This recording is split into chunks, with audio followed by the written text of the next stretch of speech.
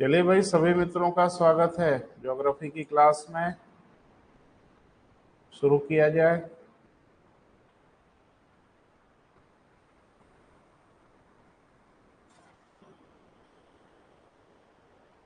आ, नकारात्मक ताप विसंगति पढ़ लिया। ग्रीन हाउस इफेक्ट देख लिया। थर्मल एनोमली पे बात हो गई, तापीय विसंगत पे बात हो गई, है ना बेटा।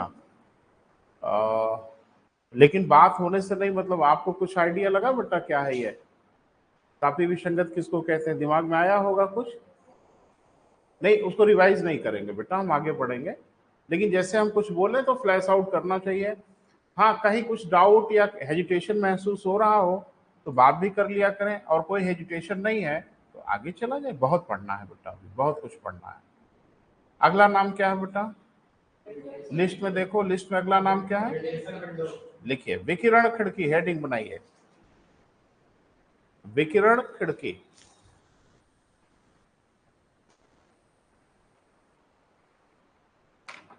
विकिरण खिड़की। तो क्या होती है बेटा विकिरण खिड़की? रेडिएशन विंडो क्या होते हैं वो थोड़ा सा समझना है। जैसे आपने नोटिस किया होगा कि जैसे घरों में हम लोगों के विंडो होते हैं, खिड़की होती है। काय के लिए होती है? बढ़िया कर्टेन वर्टेन लगाया जाए, देखने में अच्छा लगे, है ना। नहीं नहीं, डेकोरेशन का आइटम नहीं है विंडो। विंडो इसलिए है या वेंटिलेटर इसलिए है, रोशनदान इसलिए है ताकि प्रॉपर वे पे वेंटिलेशन हो। धूप है, हवा है, वो हमारे घर में उचित प्रकार से आए और जाए। शायद खिड़की हम लोग इसीलिए बनाते हैं, विंडो इसीलिए बनाते हैं। लेकिन एक विंडो ऐसी है जिसको हम लोग बोल रहे हैं क्या बेटा? विकिरण खिड़की, रेडिएशन विंडो। तो जाहिर सी बात है, एक ऐसी खिड़की है जिससे विकिरण से कोई लेना देना है, रेडिएशन से लेना देना है।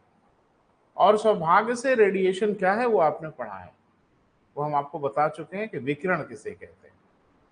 जब ऊष्मा बिना किसी माध्यम के एक स्थान से दूसरे स्थान पे जाए तो उसी को हम लोग विकिरण कहते हैं, है ना बेटा। तो क्या है, बहुत घबराने की जरूरत नहीं है, बहुत सिंपल है। लिखें, ऊंचे पर्वतीय क्षेत्र। बहुत सिंपल है बेटा, बस नजर से नहीं गुजरा है आपके। ऊंचे पर्वतीय क्षेत्र, सघन मरुस्थलीय क्षेत्र,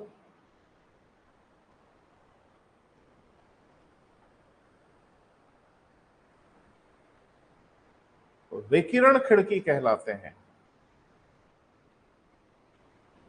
विकिरण खिड़की कहलाते हैं।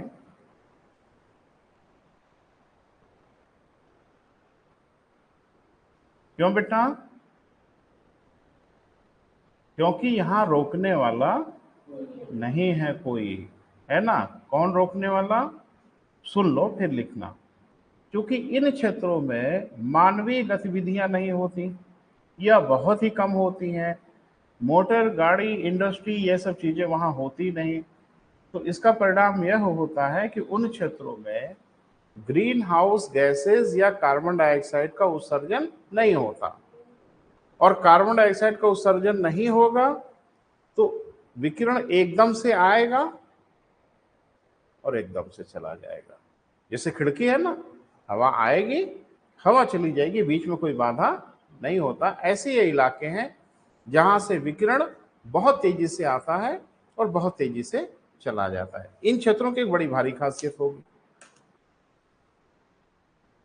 जैसे आपने कभी सुना होगा कि बहुत ढेर सारे ऐसे ग्रह हैं पृथ्वी के अलावा जिनके दिन का तापमान बहुत ज्यादा हो जाता है और रात का तापमान बहुत कम हो जाता है।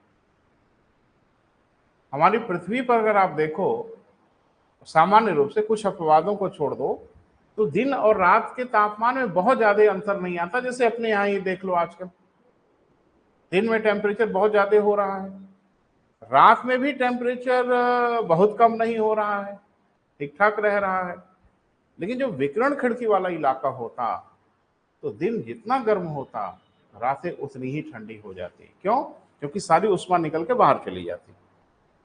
इसीलिए कहते हैं कि जो मरुस्थलीय क्षेत्र है बेटा, दिन में आप देखोगे 48 डिग्री 49 डिग्री यहां तक पारा जाएगा, 50 को छू लेगा। और रात में देखोगे ना तो 7 डिग्री 8 डिग्री 4 डिग्री तक पहुंचेगा। जैसे आप सोच रहे होंगे कि थार के मरुस्थल में सर चले जाएं आज के समय में तो गर्मी तो बहुत होगी। हाँ बिल्कुल होगी। और रात में ना रजाई लेके अगर नहीं गए तो तबीयत खराब हो जाएगी आपकी डेफिनेटली आज के दौर में। तो दिन जितने गर्म होते हैं रात उतनी ठंडी हो जाती है। क्यों बेटा? क्योंकि ऊर्जा जितनी तेजी से आती है उतनी तेजी से चली जाती है, उनको रोकने वाला कोई नहीं होता। देखें, इन क्षेत्रों में मानवीय गतिविधियां, ह्यूमन एक्टिविटी, इन क्षेत्रों में मानवीय गतिविधियां कम होती हैं।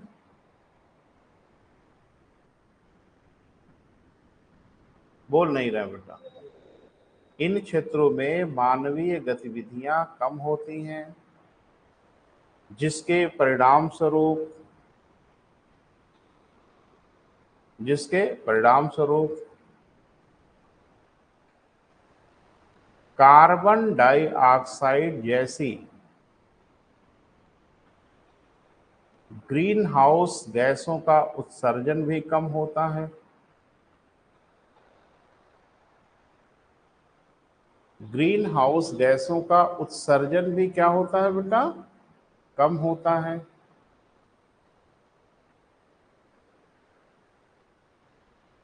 क्लियर है बेटा? उत्सर्जन कम होता है, जिसके कारण विकिरण अबाध गति से आता है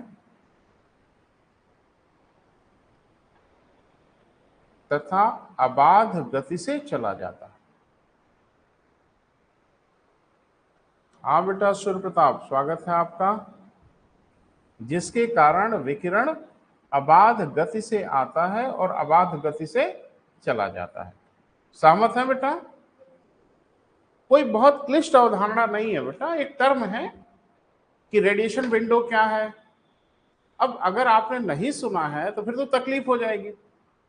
सुना है तो इससे आसान धरती पे क्या हो सकता है।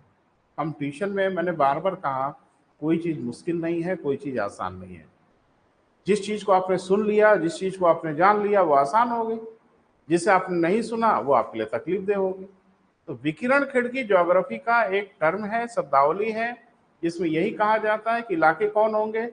डेफिनेटली वो इलाके हो सकते हैं, बुद्धि से काम करिए, सोचिए, जहां मानवीय गतिविधियां नहीं होंगी। मानवीय गतिविधियां कहां नहीं होंगी बेटा? ऊंचे पर्वतों पर नहीं होंगी, या होंगी तो बहुत कम होंगी। सहारा के मरुस्थलों में बस्ती नहीं ना बसी है भाई। बंबई जैसा महानगर नहीं ना बना हुआ है, संभव ही नहीं है। अरे बहुत सिंपल सी बात है बेटा कि जहां हम लोग रह रहे हैं आजकल, हम लोग अपनी बात कर रहे हैं, ये उत्तर का मैदान है, नॉर्थ प्लेन है ये ज्योग्राफी का। ये गंगा का बनाया हुआ मैदान है। इस पे दुनिया की सबसे अधिक जनसंख्या रहती है, जन घनत्व तो यहां बहुत अधिक है। क्यों रहती है? काहे रहती है? अच्छा, लोग कहां रहेंगे? लोग, मनुष्य कहां रहना पसंद करेंगे? हिमालय की चोटी पर? अच्छा, उत्तरी ध्रुव पर? अरे बहुत सिंपल बात है भाई, हम वहीं रहना पसंद करेंगे जहां जीवन जीने की दशा बेहतर होगी, मनुष्य के अनुकूल होगी। तो गंगा का जो मैदान है, गंगा का जो प्लेन है, इससे बेहतर जगह धरती पर नहीं है ना बेटा? इसीलिए हम लोग एकदम थोक के भाव में यहाँ पटे पड़े हैं। जन घनत्व तो क्यों ज्यादा है? गंगा का बढ़िया पानी है, उन्हीं के द्वारा बनाई गई उपजाऊ मिट्टी है, समतल प्राय भाग है, तो कहाँ रहेंगे भैया? चले जाए हम लोग जाके सारा के मरुस्थल में रहने, जी पाएंगे आप? तो जहां जीने की दशाएं सर्वोत्तम होंगी, मनुष्य वहीं न रहता है बेटा। तो अब मरुस्थलों में हम क्यों नहीं है? क्योंकि मनुष्यों को जीने की वहां एक अच्छी दशा नहीं है। एक तो उपजाऊ मिट्टी नहीं है, बारिश नहीं है, पीने का पानी नहीं है, फसलें नहीं होंगी, तो हम वहां क्या करेंगे रह के? तो वहां मनुष्य नहीं रहेंगे। और इसीलिए मानवीय गतिविधि शून्य। तो मानवीय गतिविधि शून्य तो ग्रीन हाउस गैसें शून्य। ग्रीन हाउस गैसें शून्य हो गई तो विकिरण के लिए अब कोई रोकने टोकने वाला है ही नहीं है। वो खुला घर, आइए जाइए, कोई मतलब नहीं। क्लियर है बेटा? अगला शब्द बोलो। आज गंभीर विषय पे बात होनी है बेटा, जल्दी जल्दी मुझे निपटाना है। उष्माद्वीप, अगली हेडिंग बनाइए, उष्माद्वीप।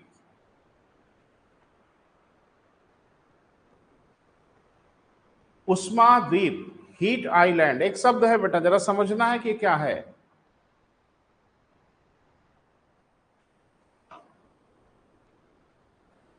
परेशानी यह है कि अगर आपने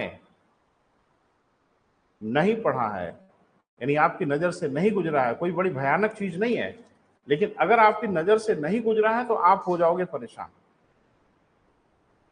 और गुजरा है तो मुझे लगता है इससे आसान कुछ नहीं होगा। इसका नाम हम सुन के ये समझ में आ रहा है, जैसे आप परीक्षा में पहली बार देखोगे उष्माद्वीप, तुरंत समझ में आता है ये किसी आइलैंड वगैरह की बात हो रही है, किसी द्वीप की बात हो रही है। लग रहा है कि नहीं? उष्माद्वीप ऐसा महसूस हो रहा है। और विकल्प में लगे घेरने आपको, निम्न में से उष्माद्वीप किसे कहते हैं? वो समझ रहा है, आप क्या समझ रहे हो? अगर पढ़े नहीं हो तो क्या समझ रहे हो? उसके कहेगा एक ऐसा द्वीप जहां जीव जंतु वनस्पतियों का आविर्भाव नहीं हुआ, यानी एक ऐसा द्वीप जहां जीव जंतु और वनस्पति नहीं है, सिर्फ चट्टाने ही चट्टाने हैं। एक ऐसा द्वीप जहां जीव जंतु और वनस्पतियों का विकास हो चुका हो। एक ऐसा द्वीप जिसपे ज्वालामुखी का विस्फोट होता हो। डी, इनमें से कोई नहीं। फंस जाओगे जाल में, है ना बेटा? तो एक बात, उष्मा द्वीप से कोई लेना देना नहीं, है ना बेटा? वो एक भ्रामक शब्द है जिससे आप भ्रम में पड़ जाते हैं, इसी में से कोई ढूंढने लगते हैं कि द्वीप में से इसी में से ढूंढ लें, कोई ना कोई होगा। गलत। क्या है बेटा? वो जरा सा सुनिए। जाड़े की जब लंबी रातें होती, और अमूमन जाड़े की रातें लंबी होती ही हैं, तो जाड़े की लंबी रातों में धरती जो उष्मा ली होती है दिन में, जो भी कम ज्यादा ली हो, वो उष्मा धीरे धीरे ऊपर की ओर निकलती है। रात जितनी लंबी होगी उतनी अच्छे प्रकार से रेडिएशन होता चला जाएगा, सारी उष्मा निकल जाएगी, हाँ या ना? इसीलिए जाड़े की रातों में धरातल बहुत ठंडे हो जाते हैं। अभी आप देखोगे गर्म है, काफी गर्म है, नंगे पैर आज भी नहीं चल पाएंगे, और नंगे पैर तो जनवरी में भी नहीं चल पाएंगे, इस बार गर्मी के मारे, उस बार ठंडक के मारे। क्लियर है बेटा? तो आखिरकार ये क्या इशू है? बैठ जाओ बेटा, पंखे के नीचे बैठ जाओ, गर्मी बहुत है।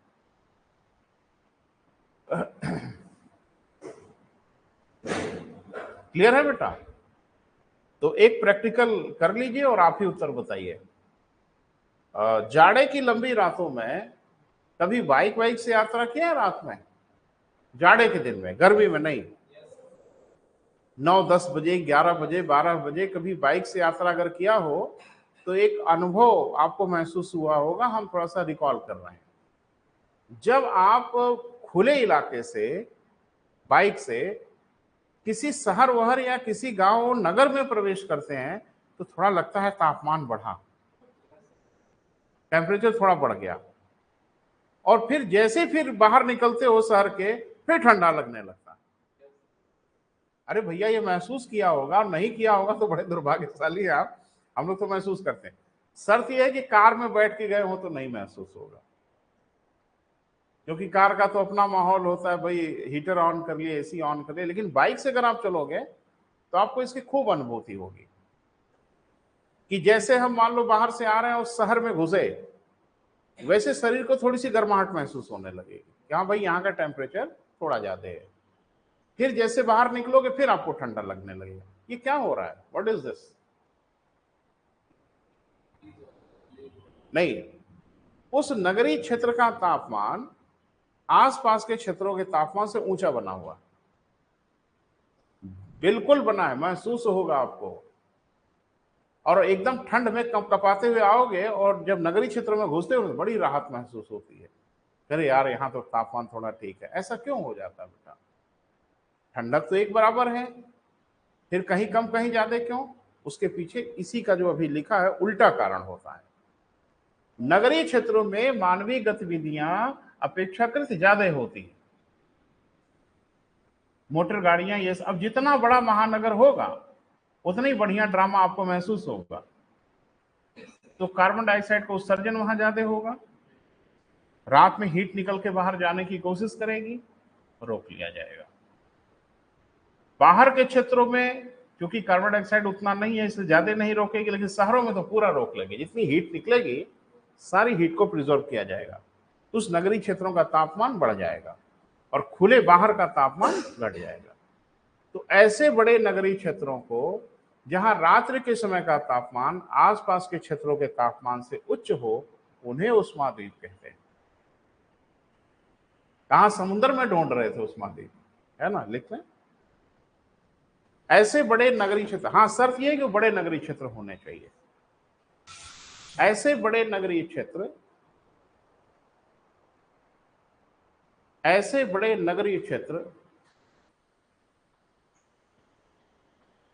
जिनका तापमान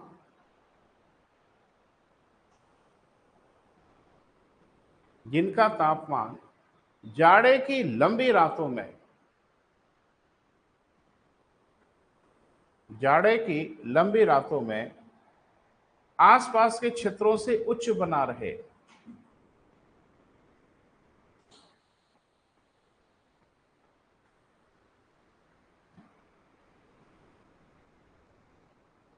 आसपास के क्षेत्रों से क्या बेटा उच्च बना रहे, ठीक है, उष्माद्वीप कहते हैं। उष्माद्वीप कहलाते हैं।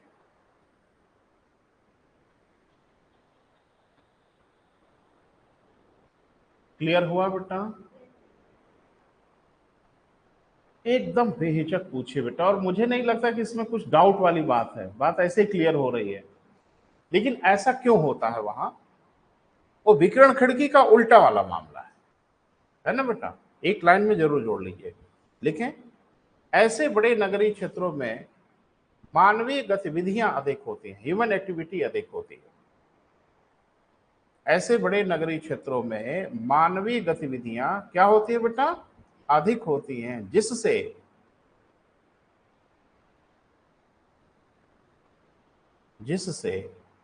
ग्रीन हाउस गैसों का उत्सर्जन अधिक होता है।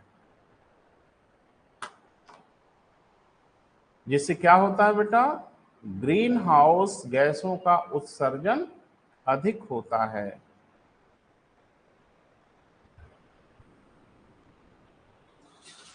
ठीक है बेटा? वे विकिरण को रोक के रखते हैं, विकिरण को क्या करते हैं बेटा? रोक लेते हैं, जिसके कारण रात्रि के समय भी तापमान उच्च बना रहता है।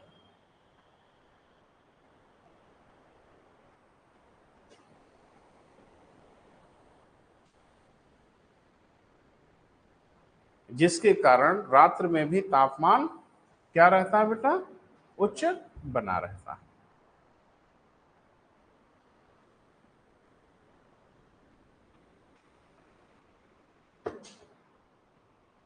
क्लियर हुआ बेटा?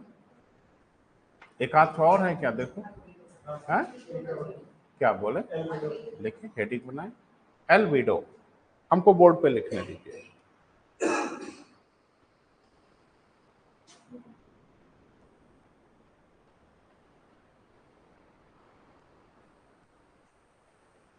एक ऐसा नाम जिसको अगर आप नहीं जानते तो नाम पढ़ के अंदाजा नहीं लगा पाएंगे। जैसे कुछ ऐसे नाम होते हैं जिनका नाम पढ़ के कुछ अंदाजा हम लगाने की कोशिश कर सकते हैं, प्रयास कर सकते हैं। जैसे विकिरण खिड़की, सही गलत कुछ अंदाजा लगाने की कोशिश कर सकते हैं। उष्माद्वीप, कुछ सही गलत सोच सकते हैं। एल्बिडो, दिमाग ही नहीं काम कर रहा, क्या सोचे, किस दिशा में सोचे, सही गलत तो बहुत दूर की बात है। तो क्या है बेटा, ये समझना है और बड़ा मजेदार है, आपको जानना चाहिए। और मुझे लगता है कि आईएएस से लेके पीसीएस तक कहीं भी आपको घेरते रहते हैं, कहीं भी घेरते रहते हैं, पूछते रहते हैं पिछली बार यूपीएससी में पूछ लिया। और ये जो शब्द मैंने लिखाया है ना बेटा, जो जितने टर्मिनोलॉजी मैंने लिखा है, बहुत सोच समझ के लिखाया है, और आपकी परीक्षा में गाहे बिगाहे आते रहते हैं। अरे और कुछ आए ना आए, ग्रीन हाउस घुमा फिरा के आ ही जाता है आपकी परीक्षा। वो चाहे जैसे पूछें वैसे पूछें, लेकिन ग्रीन हाउस इफेक्ट पूछ ही लेते हैं। तो थोड़ा सा बेटा इसको समझिए। ये है क्या बेटा एल्बिडो? देखो एक बात कि धरातल पे तरह तरह के मटेरियल हैं, तरह तरह के पदार्थ हैं, तरह तरह के तल होते हैं, है ना। कुछ मेटल हैं, कुछ धातुएं हैं, कुछ प्लास्टिक है, कोई लकड़ी है, कोई धरती है, कोई सागर है, कोई मरुस्थल है। यानी सरफेस अलग अलग प्रकार के हैं ना बेटा, बोल नहीं रहे। क्या हर सरफेस एक ही बराबर गर्मी को ग्रहण करता है? मान लीजिए मैंने एक दिन उदाहरण आपको दिया था कि बाहर धूप में हम पानी रख दें, स्टील की प्लेट रख दें, प्लास्टिक रख दें, लकड़ी रख दें, 4-6 और चीजें रख दें, तो बाहर जो गर्मी है तो एक ही बराबर है ना। क्या हर चीज एक ही बराबर गर्म होगी? तो आपने कभी विचार किया कि ऐसा काहे होता है? ऐसा इसलिए होता है कि हर वस्तु के ऊष्मा ग्रहण करने की क्षमता अलग अलग होती है। कभी आपने साइंस वाइंस पढ़ा होगा तो आपने एक काल्पनिक चीज के बारे में पढ़ा होगा जिसको हम लोग कहते हैं ब्लैक बॉडी। कभी फिजिक्स पढ़ा होगा तो कल्पना हम लोग करते हैं कि एक ऐसी वस्तु की कल्पना करिए जिसको हम लोग कहते हैं ब्लैक बॉडी। तो ब्लैक बॉडी हिंदी में कृष्ण पिंड कहते हैं। एक ऐसा पिंड जो अपने ओर आने वाले पूरे की पूरी ऊष्मा को एब्जॉर्ब कर ले, यानी उसकी ओर जितनी ऊष्मा आए वो सारी की सारी ऊष्मा को सोख ले। और ध्यान रखना, इस पूरी धरती पर ऐसा कोई पदार्थ नहीं है कि जो अपनी ओर आने वाले पूरे के पूरे हीट को, ऊष्मा को एब्जॉर्ब कर ले 100%। ऐसा कोई है नहीं। लेकिन फिजिक्स में कल्पना की गई थी कि मान लेते हैं कि ऐसी कोई वस्तु है, उस वस्तु का नाम हम लोगों ने गढ़ा था ब्लैक बॉडी, कृष्णपिंड। ऐसी कोई वस्तु नहीं है। हाँ, जैसे काले रंग के कपड़े हों या काले रंग की चीजें हों तो वो सूर्यताप ज्यादा ग्रहण करते हैं, ऊष्मा ज्यादा ग्रहण करते हैं, लेकिन 100% नहीं। सफेद जो कपड़े होते हैं, लाइट कलर के कपड़े होते हैं, आपने सुना होगा कि गर्मियों में हम लोग हल्के फुल्के कलर के कपड़े पहनना पसंद करते हैं। क्यों? वो सूर्यताप को, ऊष्मा को थोड़ा कम एब्जॉर्ब करते हैं। जाड़े में आप देखते हो एकदम मल्टी कलर हो जाते हैं हम लोग, रंग बिरंगा, है ना, लाल पीला हरा खूब दिखने लगते हैं। क्यों? मल्टी कलर या डार्क कलर ऊष्मा को ज्यादा एब्जॉर्ब करते हैं, ये तो सबको पता है। अब समस्या ये है कि हम लोग ये कैसे समझें कि धरती पर कोई वस्तु कितना ऊष्मा ले रही है और कितना ऊष्मा नहीं ले रही है। भूगोल तो ये समझने की कोशिश करेगा बेटा कि मिट्टी कितनी ऊष्मा ले पाती है, सागर कितना ऊष्मा ले पाते हैं, वन वनस्पति कितनी ऊष्मा ले पाती है। हम लोग जब ज्योग्राफी पढ़ रहे हैं ये समझने की कोशिश तो करेंगे। उसी को एल्बिडो बोला जाता है। क्लियर बेटा? एल्बिडो से क्या समझते हैं हम लोग? एल्बिडो से सिर्फ ये समझने की कोशिश करते हैं कोई सरफेस कितनी ऊष्मा ले रहा है और कितनी ऊष्मा दे रहा है। एक चीज बताइए, दोनों बोलने की क्या जरूरत है? एक बोलिए ना, दूसरा तो सिद्ध हो ही जाएगा। जैसे मैं ये कहूं इस क्लास में 80% लोग पास हो गए, काउंटर पार्ट बोलने की आवश्यकता नहीं है, वो प्रूवन है। 20% लोग फेल हो गए। या हम ये भी कह सकते थे इस क्लास में 20% लोग फेल हो गए, ऑब्वियस सी बात है 80% पास हो गए होंगे। इसमें दोनों बोलने की आवश्यकता नहीं। प्रतिशत में, परसेंटेज में कोई एक बोल दीजिए, दूसरा अंडरस्टूड होता है। बोल नहीं रहो बेटा, दोनों बोलने की क्या जरूरत है? तो आप सिर्फ दो चीज बोलिए, कोई वस्तु कितना प्रतिशत सूर्यताप ग्रहण करती है, ये बोल दें तो भी काम चल जाएगा। या ये ना बोलें तो ये बोल दें कि कितना प्रतिशत लौटा देती है। पता नहीं मेरी बात समझ पा रहे हो कि नहीं? अगर हम ये कह दें कि कोई सरफेस 80% सूर्यताप को ग्रहण करता है तो दूसरा पार्ट क्या बोलने की जरूरत है? डेफिनेटली 20% वो नहीं लेता। हम ये कह दें कि कोई भी सरफेस है वो सूर्यताप का 20% नहीं लेता, तो दोनों बोलने की क्या जरूरत है बेटा, टाइम वेस्ट करने की क्या आवश्यकता है। तो कोई एक बोलना है, तो क्या बोला जाए, कितना लेता है। यहां उल्टी गंगा बहती है। एल्बिडो में यह बताया जाता है कि कोई सरफेस कितना प्रतिशत सूर्यताप लौटा रहा है। फिर से सुने, एल्बिडो में यह बताया जाता है कि कोई तल कितना प्रतिशत सूर्यताप बिना उपयोग के लौटा रहा है। तो बाकी जो बच जाएगा वो ले लिया, हाँ या ना। इसमें थोड़ा उल्टा बोला जाता है। जैसे मैंने कहा ना, पास नहीं बताएंगे, फेल बताएंगे, 20% फेल हो गए। तो थोड़ा टेढ़ी मेढ़ी खोपड़ी है, पास वालों को बोलो ज्यादा अच्छा लगेगा, लेकिन फर्क थोड़ी कुछ पड़ता है। आप कहेंगे क्लास में 20% लोग फेल हो गए, तो अंडरस्टूड 80% पास हुए होंगे। अगर हम ये कहें कि कोई सरफेस 20% सूर्यताप को लौटा देता है, ऑब्वियस सी बात है कि 80% देता हो। एल्बिडो में उल्टा बोला जाता है, कितना लिया नहीं बोला जाता, कितना बिना उपयोग के। देखो, जैसे सूर्य की किरणें आई, प्रकाश आया, है ना, तो एक बात होता है कि कोई सब ले नहीं सकता, है ना, कुछ न कुछ तो आपको बिना उपयोग के ही लौटा देना होगा, और जो उपयोग किया है लौटाना तो उसको भी पड़ेगा, तुरंत नहीं, बाद में। लेकिन जैसे मान लीजिए कि आपको किसी ने ऑफर किया कि 1 लाख रुपया लोन लेंगे आप, मान लें, और आपने कहा कि ना, मैं 80,000 लूंगा, तो 20% या 20,000 तो आपने तुरंत मना कर दिया, वो मुझे चाहिए ही नहीं। तो जो आपको चाहिए ही नहीं उसकी तो आपकी जिम्मेदारी नहीं। आपने कितना लिया, 80,000। अब जाहिर सी बात है आप चुकाएंगे कितना, 80,000। बैंक आके तो नहीं कहेगा कि हम तो 1 लाख कहे थे आपसे, काहे 80,000 लिए। अरे हम 10,000 लें, आपसे क्या लेना देना, हम जितना लेंगे हम उतना ही लौटाएंगे ना। कि आप आके घर पे कहिए कि आप 10,000 का लोन लिए थे, हम तो 1 करोड़ कहे थे आपसे, तो 1 करोड़ दें आपको। नहीं भैया, जितना हमने लिया है उतना हम देंगे, और जितना हमने लिया ही नहीं है वो मेरी जिम्मेदारी नहीं है। तो कोई सरफेस अगर 20% सूर्यताप लिया ही नहीं है तो कितना लिया, 80%।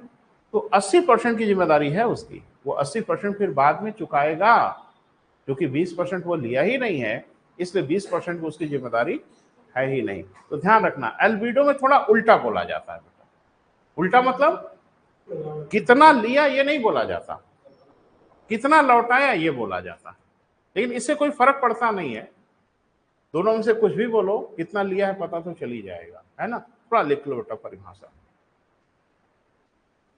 किसी सरफेस द्वारा, किसी तल के द्वारा, फार्मूला है बेटा, लिखो सभी लोग।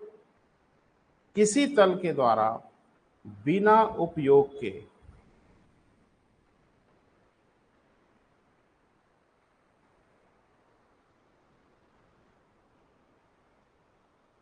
लौटाए गए सूर्यताप की मात्रा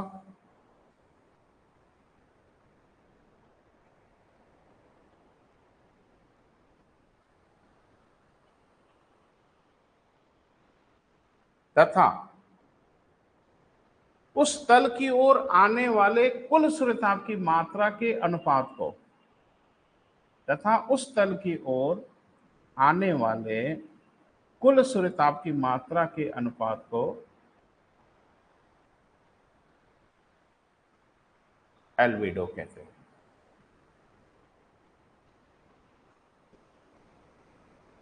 मात्रा के अनुपात को क्या कहते हैं बेटा, एल्बिडो कहते हैं।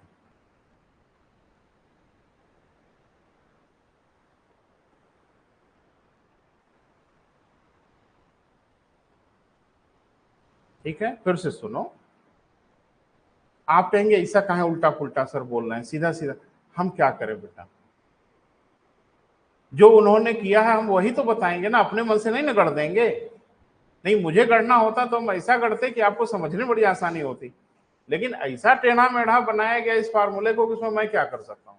इसमें यह कहा गया बिना उपयोग के लौटाए गए सूर्यताप की मात्रा ध्यान से सुनना मैं क्या बोल रहा हूं। तथा उस तल की ओर आने वाले कुल सूर्यताप की मात्रा के अनुपात को एल्बिडो कहा जाता है। क्लियर है बेटा? जाहिर सी बात है कि इसे हम लोग प्रतिशत में प्रदर्शित करते हैं। एल्बिडो को किसमें? प्रतिशत में। तो ये कैसे संभव है? काहे नहीं संभव है? अरे भाई, बटे को हम प्रतिशत में नहीं बदल सकते और अनुपात को हम बटे में नहीं लिख सकते। 2:3 को 2/3 नहीं लिखते हैं। 1:2 को 1/2 नहीं लिखते। और 1/2 अगर लिखते हैं, 1/2 को प्रतिशत में नहीं बदल सकते। 1/2 गुणे 100, क्योंकि आपने गणित में पढ़ा होगा किसी भी भिन्न को प्रतिशत में बदलना है 100 से गुणा करो, दैट्स ऑल। ठीक है? और किसी प्रतिशत को भिन्न में बदलना है 100 से भाग दो, दैट्स ऑल।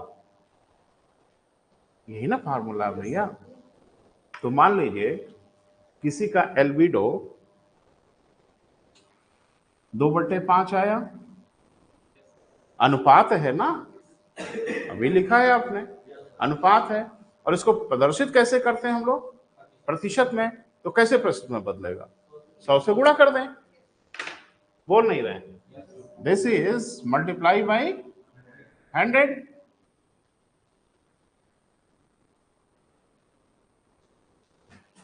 यानी हम जिस भी सरफेस की बात कर रहे हैं उस सरफेस का एल्बिडो 40%। बोल नहीं रहे?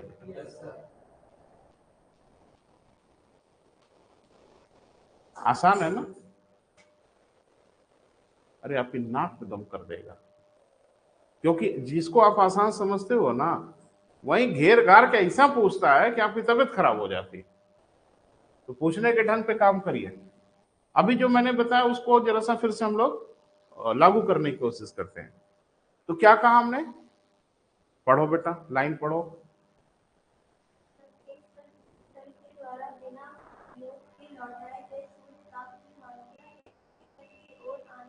कुल सूर्यताप की मात्रा के अनुपात। चलो प्रैक्टिकल करके देखते हैं। मान लीजिए किसी तल की ओर 10 यूनिट सूर्यताप आ रहा है। आ कितना रहा है? 10 यूनिट। 8 यूनिट इसने बिना उपयोग के लौटा दिया। कितना लिया ये नहीं बोल रहे हैं हमने इस पे बात नहीं की कि उसने कितना लिया। हमको इस पे बात करनी है कि कितना बिना उपयोग के लौटा दिया। तो कितना बिना उपयोग के लौटा है? 8। और क्या? बिना उपयोग के लौटाए गए सूर्यताप की मात्रा तथा उस तल की ओर आने वाले कुल सूर्यताप की मात्रा के अनुपात को एल्बिडो कहते हैं। तो कुल कितना आया था? बताना किसमें है? प्रतिशत में। तो 100 से गुणा करेंगे। मतलब जिस भी सरफेस की बात आप कर रहे हो उस सरफेस का एल्बिडो 80% है। कुछ क्लियर हो रहा है? एल्बिडो अगर बढ़ रहा है इसका क्या मतलब? अच्छा अच्छा, अरे सुनो सुनो, आप जिसको आसान समझते हो ना बेटा, वहीं आपका तेल निकालते हैं वो। और जहां आपको लगता है कि आप बड़े स्मार्ट हो, आपकी पढ़ाई बहुत बढ़िया है, मैं क्वेश्चन फ्रेम कर रहा हूं यही आपके लिए। पूछा कहीं नहीं गया है, मैंने ये मत समझना कहीं पूछा गया, हम बना रहे हैं क्वेश्चन। हम आपसे पूछे कि 4 प्रकार के सरफेस हैं। सुनो ध्यान से, एक क्वेश्चन हम पूछेंगे, लिखवाएंगे भी। ए, बी, सी और डी, ये 4 सरफेस है, 4 तल है जिनका एल्बिडो क्रमशः 60%, 45%, 70%, 85% है। इसमें कौन सा सरफेस सबसे अधिक सूर्यताप ले रहा है?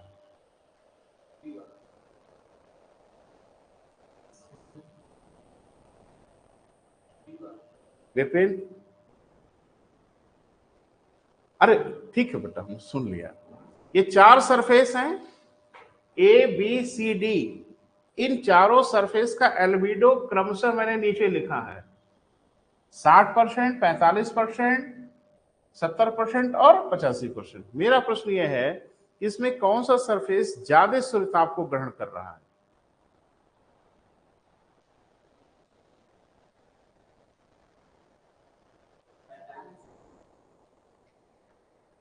अरे विकल्प ABCD दिया हुआ था, इसे मत बोलो ना। कौन सा? बी वाला। क्यों? कि अगर 45% लौट आया है तो 55% लिया। अब उसमें लेने वाले का क्या मामला है? इन्होंने 40% लिया। अरे 60% लौटाया तो लिया कितना? 40%। इन्होंने 45% लौटाया, इन्होंने लिया कितना? 55%। इन्होंने कितना लिया? 30%। इन्होंने कितना लिया? 15%। तो दिख रहा है कौन ज्यादा लिया? अरे जिसके नीचे परसेंटेज ज्यादा होगा वो ज्यादा लिया। तो यहां थोड़ा बोला जाता है उल्टा, कितना लिया नहीं बोला जाता, कितना लौटाया वो बोला जाता। क्लियर है बेटा? बस इसी में बच्चे अक्सर कंफ्यूज होते हैं और आपको कस के घेरते हैं।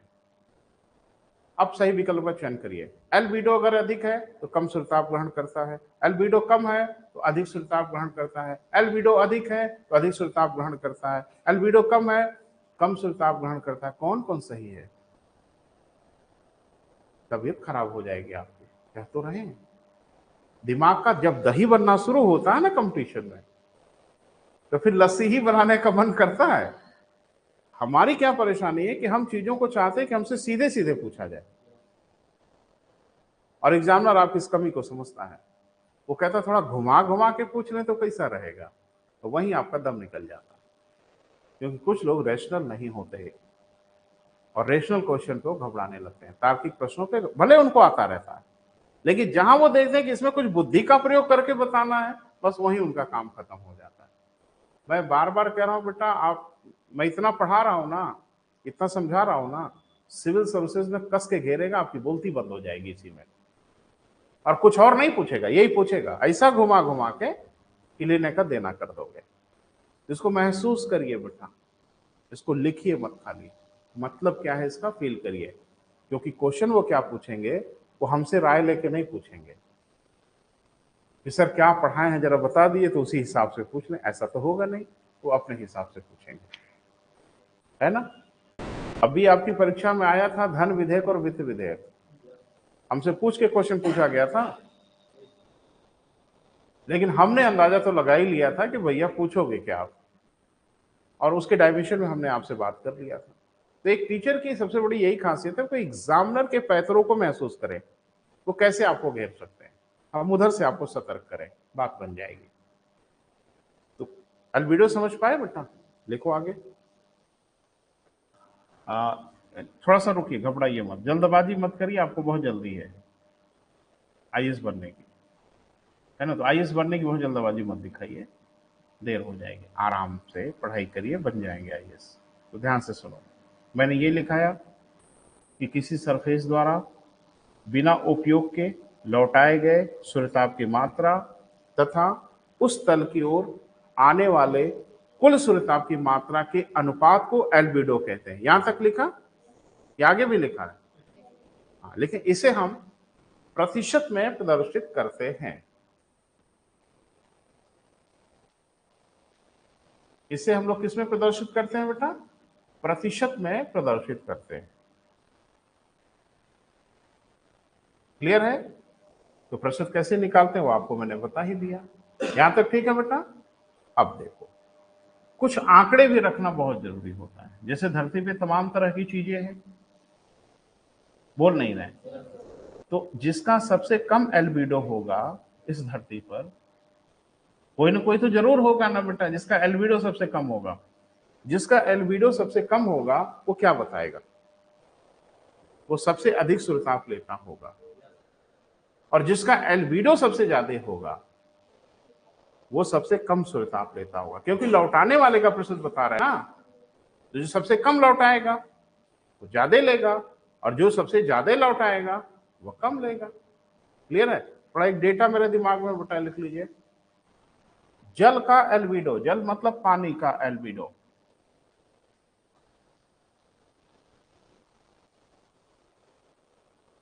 2 से 3% होता है।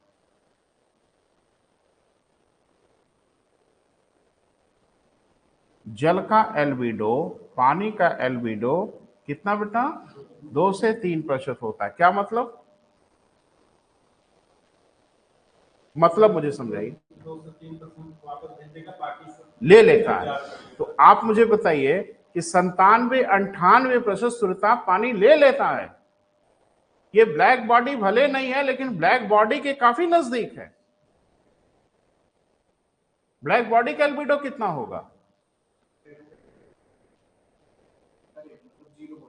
0%। उल्टा पुल्टा हो जा रहा है रह रह के। ब्लैक बॉडी का जो कल को यही पूछ लेगा तो कि ब्लैक बॉडी का एल्बिडो कितना होता है, दोनों शिकार हो जाएगा।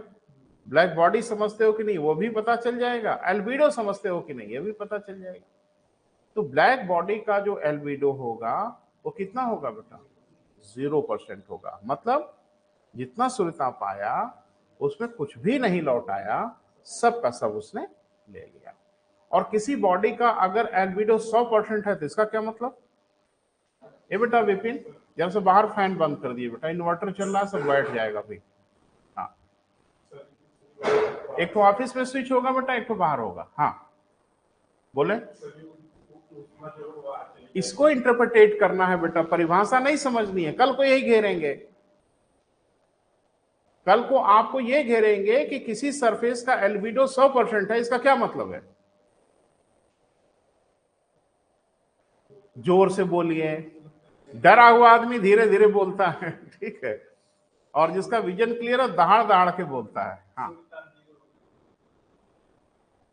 अगर किसी का एल्बिडो 100% है, इसका मतलब यही है उसने कुछ भी सुरताप ग्रहण नहीं किया, सब का सब उसने लौटा दिया। क्या कोई ऐसी बॉडी है धरती पर जिसका एल्बिडो 100% हो? अच्छा, तो कोई ना कोई ऐसी बॉडी तो जरूर होगी जिसका एल्बिडो सबसे ज्यादा होगा। 100% भले ना हो, लेकिन ज्यादा तो होगा। क्या लग रहा है आपको, क्या हो सकता है? उसी के खानदान का है, पानी के ही खानदान का है, बर्फ। 46 से 86% तक एल्बिडो होता है बर्फ का,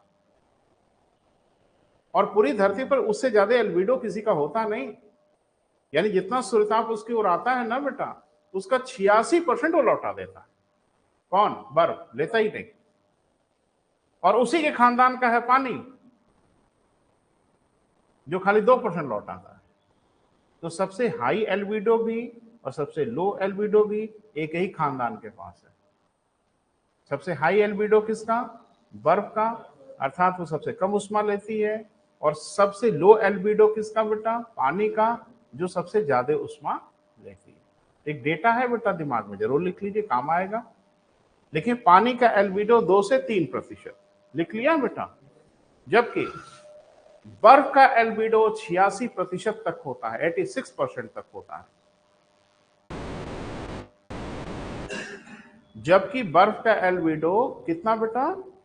86% तक होता है।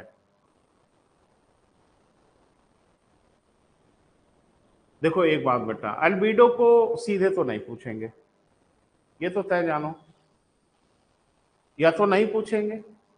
हाँ, ये भी गारंटी नहीं कि एल्बिडो पूछ ही लेंगे अगली परीक्षा में, लेकिन अगर पूछ रहे हैं तो थोड़ा घुमा फिरा के पूछेंगे बेटा, ट्विस्ट करके पूछेंगे। तो थोड़ा सा इसको समझिए, इसमें कौन सा कॉम्प्लिकेशन है भाई? जिसका एल्बिडो कम होगा वो ज्यादा उष्मा लेता होगा, जिसका एल्बिडो ज्यादा होगा वो कम उष्मा लेता होगा। यही दिमाग में बैठाना है ना बेटा, बस बात बन जाएगी। हो गया बेटा, समझ में आ गया? आगे बढ़ा जाए।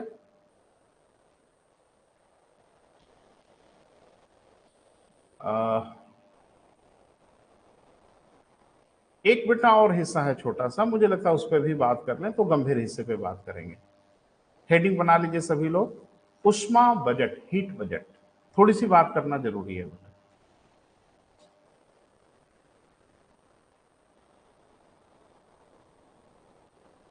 और बस इसी के बाद हम आएंगे बेटा वायु दाब और पवन पे। हीट बजट,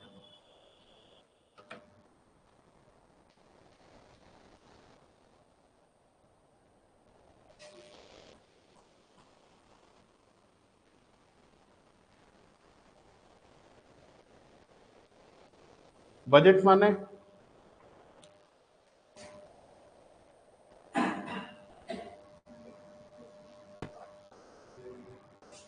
बजट माने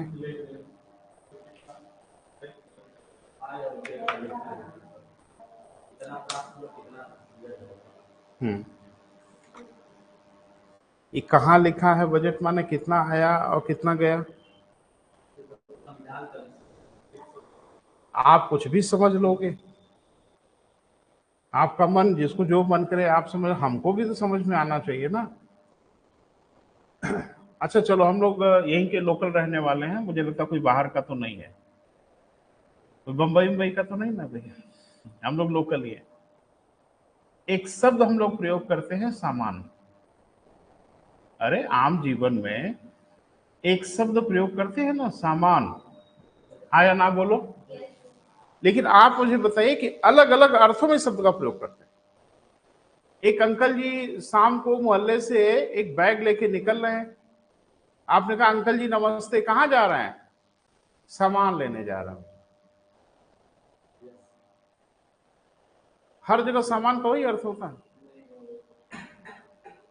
मैंने, अरे सुनो तो सही, सुनो तो सही, मैंने देखा दो बच्चे बाइक पे जा रहे थे, यंग थे, दाढ़ी वाड़ी बढ़िया रखे हुए, और बाइक पे जा रहे थे, अपाची पे। आगे वाले ने पीछे वाले से पूछा, सामान लिए हो? समझ गए ना? तो यहां तो किसी और को भी सामान कह दिया जाता है। हाँ बिल्कुल, ये कॉमन टर्म है।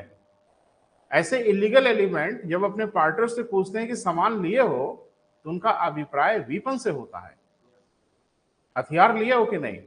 तो ये ना बोल के कहते हैं सामान लिए हो ना, वो भी कहता हाँ लिए हैं, चलो। अब वही सामान शब्द है ना, दूसरा अर्थ हो गया। वहां भी सामान ही बोल रहा है, अंकल जी भी सामान ही बोले। अच्छा अंकल जी कह रहे सामान लेने जा रहे हैं, मतलब आप समझ गए कि वो हथियार लेने जा रहे हैं? नहीं भाई। तो एक ही शब्द का अलग अलग जगहों पे अलग अलग अर्थ प्रोड्यूस हो जाता है। हिंदी भाषा है बेटा, महान भाषा है। और भी समान लोग बोलते हैं, वो आप समझते रहिएगा। दो अर्थ तो मैंने बता ही दिया। तो बजट शब्द बेटा एक्चुअल में आय व्यय का विवरण होता नहीं, कि हम लोगों ने घसीट के उसका मतलब बना दिया। पढ़ा होगा, ये तो फ्रेंच भाषा का शब्द है बेटा, और इसका मतलब तो लेदर बैग होता है बेटा, चमड़े का थैला होता है ना। अभी संविधान में बजट पढ़ाएंगे, तबीयत खुश हो जाएगी आपकी। संविधान में भी पढ़ाएंगे, और अर्थव्यवस्था जब पढ़ाना होगा वहां भी बजट पढ़ाएंगे, तो आएगा, सब चर्चा होगी। तो यहाँ पे नाम क्या है? Heat budget. बजट तो अकेले प्रयोग नहीं किया गया, हीट बजट प्रयोग किया गया। इसका मतलब है इसके आगे एक शब्द क्या रखा गया? हीट। इसका मतलब बजट माने होता है आय और व्यय, आना और जाना। अगर इसके आगे हमने हीट शब्द लगा दिया, तो इसका मतलब है उष्मा कैसे आती है और उष्मा कैसे जाती है। और ध्यान रखना, दोनों होना चाहिए संतुलन में। That must be balance. आपके पॉकेट में 10 रुपए आता है और आपके पॉकेट से 8 रुपए खर्च होता है, ये प्रक्रिया निरंतर चलती रहे। माने ये प्रक्रिया हमेशा कंटिन्यू रहे कि आपको हमेशा मिले 10 रुपया और आप हमेशा खर्चा करिए 8 रुपया, तो धीरे धीरे आपकी पॉकेट में पैसा बढ़ता चला जाएगा। हाँ या ना? आपकी इनकम हो 10 रुपया और खर्चा हो 11 रुपया, ये प्रक्रिया अगर निरंतर चले, तो एक दिन आपके पॉकेट में जो पहले का बचा खुचा है वह भी सब चला जाएगा। सही तरीका यह है कि आए 10 रुपया तो खर्चा भी हो 10 रुपया, तो यथा स्थिति बनी रहेगी। हाँ या ना? अब जरा ध्यान से सुनना। धरती पे जितना सूर्य ताप आता है, सूर्य की जितनी गर्मी आती है, उसमें से 1-8% भी अगर रुक जाती है, जैसे मान लो 100% आती है और 99% ही जाती है, एक बात तो तय है कि धरती का तापमान धीरे धीरे बढ़ने लगेगा। हाँ या ना? जब 100% आया है और 99% ही जा रहा है, ये प्रक्रिया निरंतर जारी रहेगी, तो एक न एक दिन धरती का तापमान बहुत अधिक बढ़ जाएगा। बढ़ेगा। आ रहा है 100 यूनिट, जा रहा है 105 यूनिट। अगर धरती के साथ ऐसा हो तो इसका मतलब यह है कि धीरे धीरे धरती का तापमान एक दिन घट जाएगा। और आपने पढ़ा है कि पृथ्वी का तापमान औसत 15 डिग्री सेल्सियस है। पढ़ा है ना कि पृथ्वी का औसत तापमान क्या है बेटा? 15 डिग्री सेल्सियस है। इसका क्या मतलब है? ये कांस्टेंट बना हुआ है। इसका मतलब यह है कि जितना सूर्यताप आता होगा उतना ही जाता होगा, क्योंकि इसमें अगर असंतुलन हुआ तो 15 डिग्री या तो घट जाएगा या तो बढ़ जाएगा। सहमत है? आए 100 जाए 90 तो हमेशा 15 कैसे रहेगा? फिर ये बदल जाएगा। पता नहीं मेरी बात समझ पा रहे हो? क्लियर है बेटा? तो इसी को हम लोग अनुमान लगाएंगे उष्मा बजट। थोड़ा लिख लो 2 शब्द में बेटा। हाँ लिखे, जो सूर्यताप पृथ्वी की ओर आता है, जो सूर्यताप पृथ्वी की ओर आता है वह पुनः वापस भी चला जाता है। वह पुनः क्या बेटा? वापस भी चला जाता है।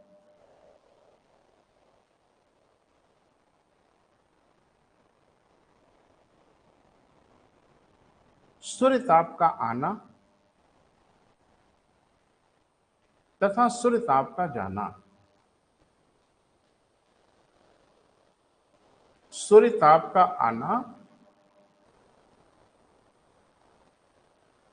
तथा सूर्यताप का जाना यदि संतुलन में नहीं हुआ तो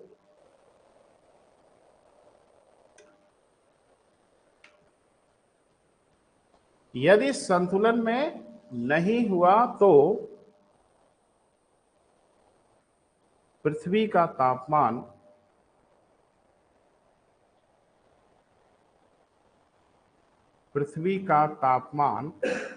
नियत नहीं रहेगा। नियत माने कांस्टेंट नहीं रहेगा।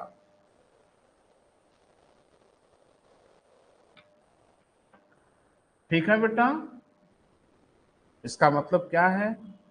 यदि पृथ्वी का तापमान 15 डिग्री सेल्सियस नियत बना हुआ है, कांस्टेंट बना हुआ है, इसका क्या मतलब है? उतना देर, क्योंकि इसमें अगर गड़बड़ी करोगे तो फिर कहां 15 डिग्री से, पैरा चेंज कर लो। पृथ्वी का औसत तापमान, पृथ्वी का यह भी पूछा गया है बेटा कि पृथ्वी का औसत तापमान कितना है। हाँ कुछ भी पूछते रहते, सतर्क रहिएगा। पृथ्वी का औसत तापमान कितना बेटा? 15 डिग्री सेल्सियस है। क्लियर है? स्पष्ट है कि पृथ्वी पर सूर्यताप का आना तथा जाना संतुलन में होगा। स्पष्ट है पृथ्वी पर क्या बेटा? सूर्यताप का आना तथा जाना किसमें बेटा? संतुलन में होगा।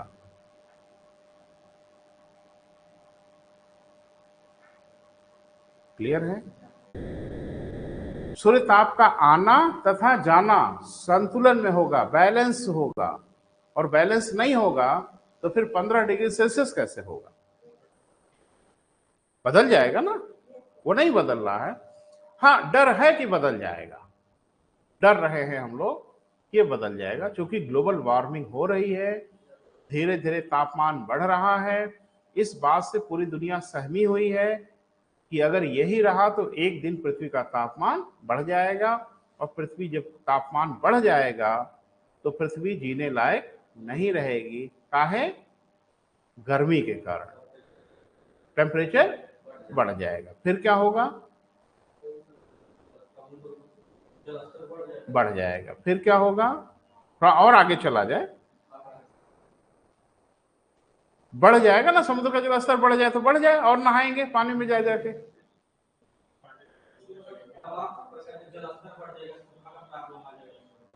जल स्तर बढ़ जाने से सूखा आ जाएगा? ये पहली बार हम सुन रहे हैं।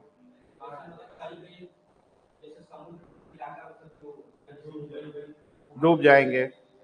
ठीक है भाई, हम लोग कॉम्प्रोमाइज कर लेंगे। उन नीचे वालों को बोल देंगे आ जाओ भाई, इधर ऊंचाई की ओर आ जाओ, हम लोग पास आ जाओ। आ जाएंगे।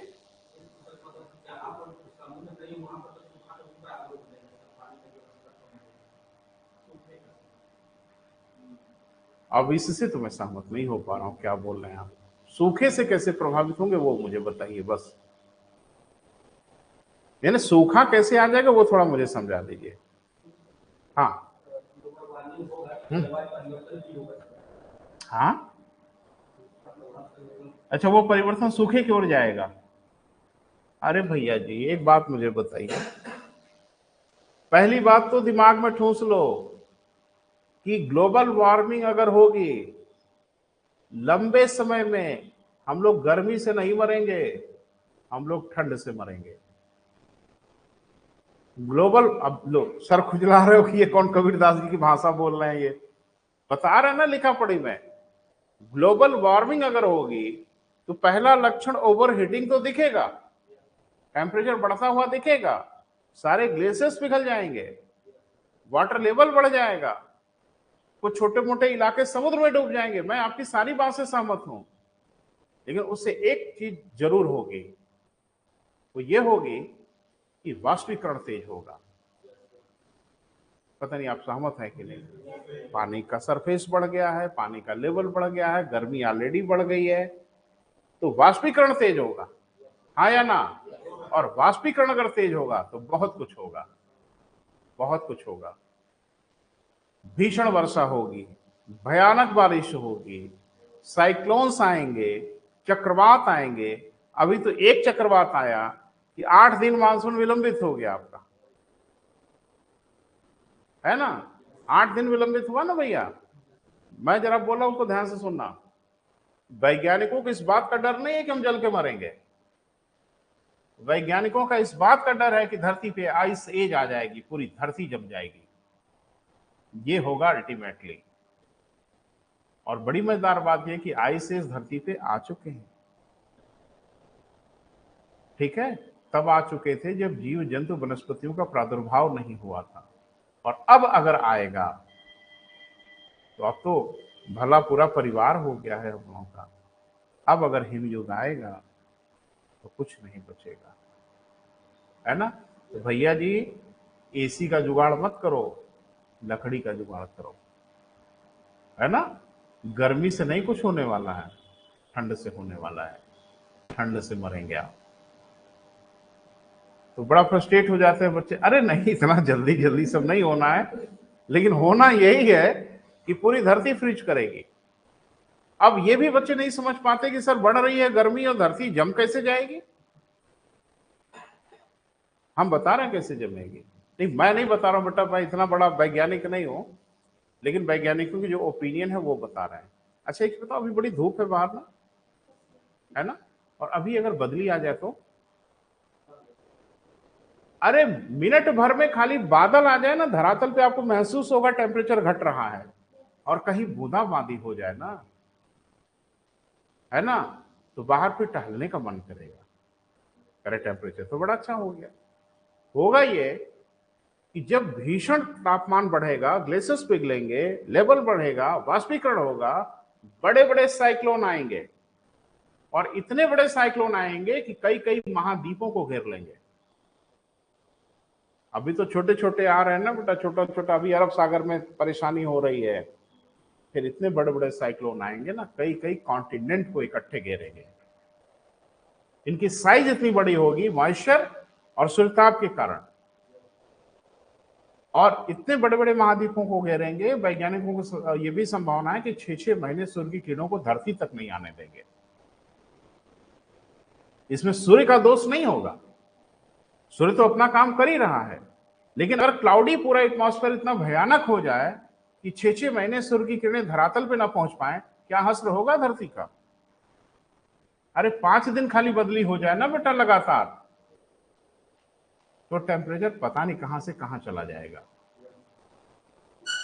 और मान लो कि अगर 6 महीने यही दशा हो गए, पूरी गर्मी भर खाली बादल ही बादल रह गया, तो धरती तापमान तो ले नहीं पाएगी। विंटर्स में जो कुछ बचा खुचा है वो अभी लौटाना पड़ जाएगा, क्या हाल होगा धरती का। इसलिए वैज्ञानिकों को डर है कि धरती फ्रीज कर जाएगी। ग्लोबल वार्मिंग की परेशानी, और इससे बचने की कोशिश हो रही है। आपको नहीं पता है, लेकिन वैज्ञानिक इसमें लगे हुए हैं। देखो हम मनुष्य हैं बेटा, और हम बड़े दूरदर्शी हैं, दैट्स वाई हम मनुष्य हैं, हम रिजनेबल हैं, हम तार्किक हैं।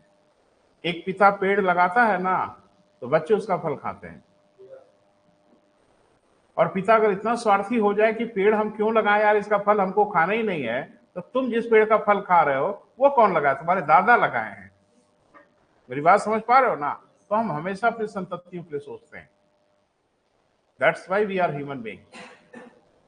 अभी वैज्ञानिक क्या कर रहे हैं, ढेर सारे जो अनाज है ना बेटा, ग्रेन्स, इनके सीड को, इनके बीज को बेहतरीन कंटेनर में पैक कर करके ग्लेशियर्स में ले जाके डंप कर रहे हैं कि कल को धरती पूरी तरह से खत्म हो जाएगी ना, तो अनाज तो कहीं ना कहीं बचा रहे, ताकि अगर कोई संतति बचे तो इसका उपयोग करके जीवन को फिर पनपा लेंगे। मैं ये नहीं कह रहा हूं कि होने ही वाला है, लेकिन ये संभावना हो सकती है। तो सब बड़ी खतरनाक चीजें हैं बेटा, थोड़ा उसी को समझते हैं बेटा। ये तो तय हो गया बेटा कि पृथ्वी का अगर तापमान 15 डिग्री सेल्सियस है तो ताप का आना और ताप का जाना संतुलन में होगा, हाँ या ना? तो थोड़ा देखते हैं बेटा कि कैसे संतुलन में है। थोड़ा जल्दबाजी में बेटा, थोड़ा जल्दी में बात करेंगे आपसे। बच्चे बहुत नाराज हो जाते हैं, काहे जल्दी में बात करेंगे? नहीं, आपको समझने से मतलब है, हम आपको समझाएंगे, क्योंकि अगला टॉपिक बहुत हेल्दी है बेटा, बहुत ही शानदार टॉपिक है। और मुझे लगता है कि पूरा भूगोल उसी के इर्द गिर्द है, उसी पे बात करेंगे आपसे। तो पहला देख लेते हैं बेटा, हित बजट क्या है। तो बजट के दो अर्थ होते हैं बेटा, आय, व्यय, या आना या जाना, कोई भी शब्द आप बोल सकते हैं। थोड़ा देखिए बेटा, तो हम इसको दो भागों में बांट लेते हैं। इस तरफ आना और इस तरफ, अच्छा कैसे मालूम जाना ही लिखेंगे? रिजनेबल है हम ना बेटा, तार्किक है हम ना, तुरंत समझ गए कि अगर आना लिखे हैं तो कंफर्म इधर जाना ही होगा। That's why we are human being, क्योंकि हम तार्किक होते हैं। जैसे आप कहीं बादल को देखते हो ना, बारिश वारिश में, तो बादल को देखते देखते अचानक हमको लगता है अरे ये बादल तो घोड़े जैसा दिख रहा है,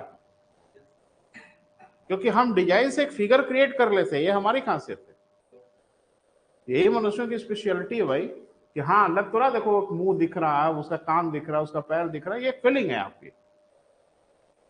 आना और जाना बड़ी ठेठ भाषा में लिख रहे हैं, जो भूगोल के बच्चे वो थोड़ा परेशान हो जाएंगे। इसको कहते हैं incoming solar radiation and outgoing. तो हम मान के चलते हैं 100% आ रहा है और 100% का हिसाब देना पड़ेगा। बोल नहीं रहे, तो थोड़ा इसको देखिए, इसको हटा दे रहा है बेटा, क्योंकि मुझे थोड़ी जगह चाहिए होगी। 6%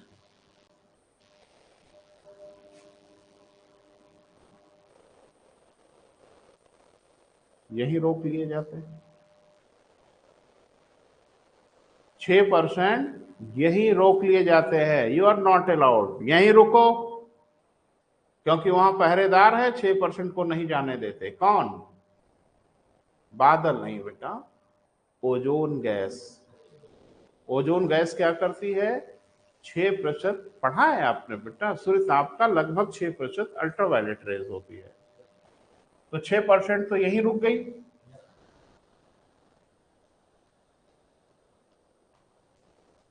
बाकी अंदर आए, बोल नहीं रहे हैं। यहां पे मुलाकात हो जाएगी इनकी बादलों से, है ना, और बादल इनको कह देंगे आप भी चले जाओ वापस, क्योंकि धरती को आपकी जरूरत है नहीं। तो ये वापस वाले कितने हो गए? 6%, और ये हो गए 27%। ठीक है, थोड़ा जोड़ते जाड़ते रहना। अभी और आ रहा है ना भैया, कि पूरा आएगा 100%, है ना। तो ये जो आ रहा है इसका 14% वायुमंडल ले लेता। ये है धरती का सरफेस, है ना, तो 14% कौन ले लिया बेटा? वायुमंडल। नहीं आ पाया, धरती तक नहीं आ पाया। अब कितना बचा? जोड़ो बेटा, जोड़ो, थोड़ा गणित का मामला है। 27%, 6%, 47, बचा कितना? मेरी गणित बहुत कमजोर है, थोड़ा मदद करिएगा। कितना बेटा? 53%। ये 53% आया दंदनाते हुए कहां? धरती पर। ठीक है, लेकिन धरती भी खेद व्यक्त करती है, 2% को हाथ जोड़ लेती कि आप तुरंत चले जाओ, क्योंकि आपकी मुझे आवश्यकता नहीं है। तो 2% धरती से वापस इधर चला गया। कितना बेटा? 2%। अब धरती के पास कितना बचा? 51%। ये पूरा हिसाब किताब है बेटा। 6%, 27% और 2%, इसका उपयोग धरती ने नहीं किया। ये किया?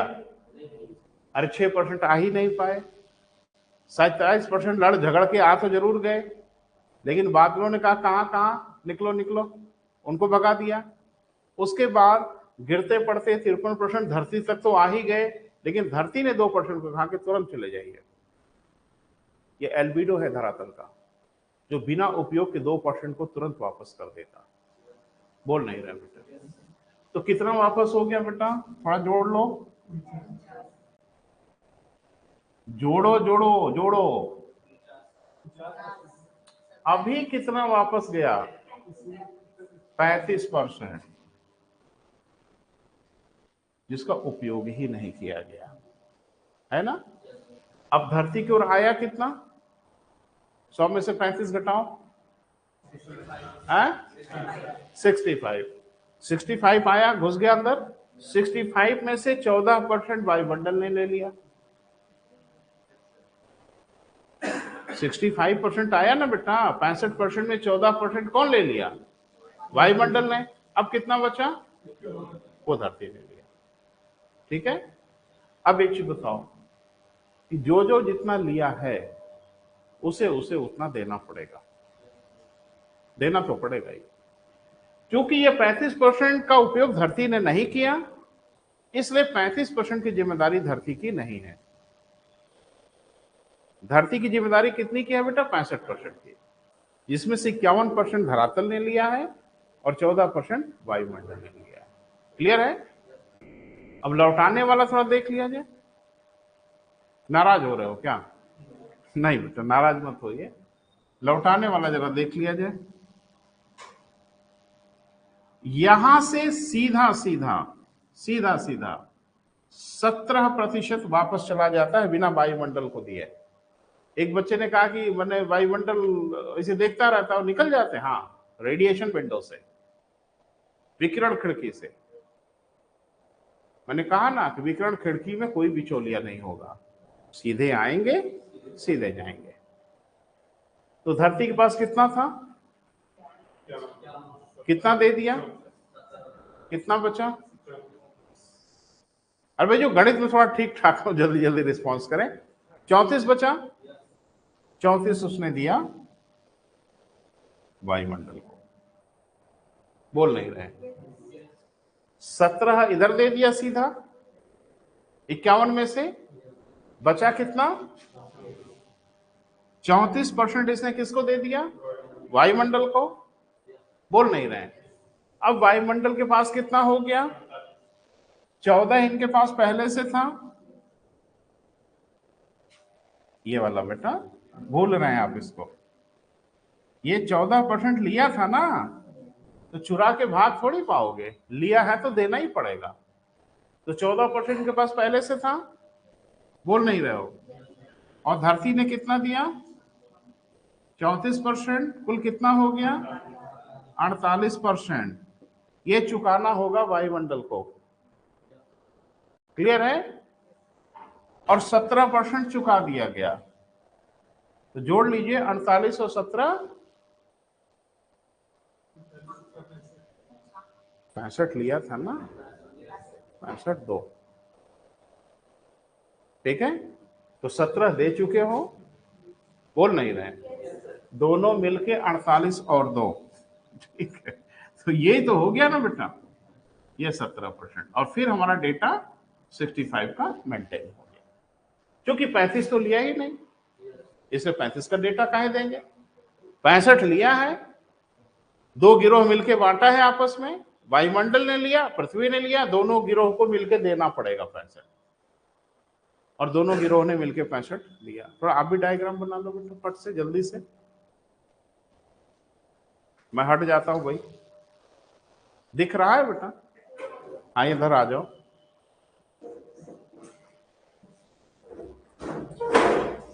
विपिन दिख रहा है बेटा, काम चल जाएगा ना।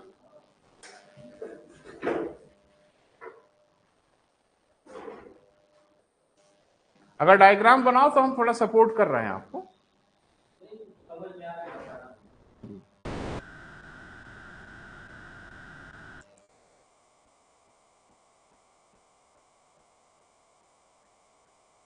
दो हिस्से कर लो बेटा, एक तरफ आने वाले का, एक तरफ जाने वाले का, ठीक है।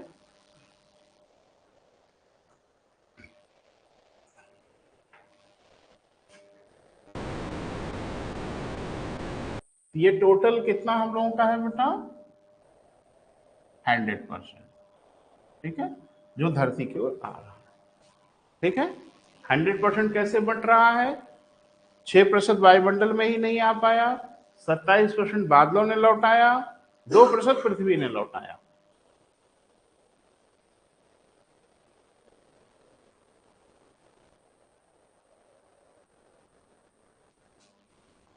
ठीक है बेटा। तो ये डायग्राम आप लोग बना लीजिएगा, हम आपको मौका दे रहे हैं, ठीक है। तो अभी तो मैं लाइव क्लास को समाप्त कर रहा हूं, लेकिन आप डायग्राम बना के घर जाना, ठीक है।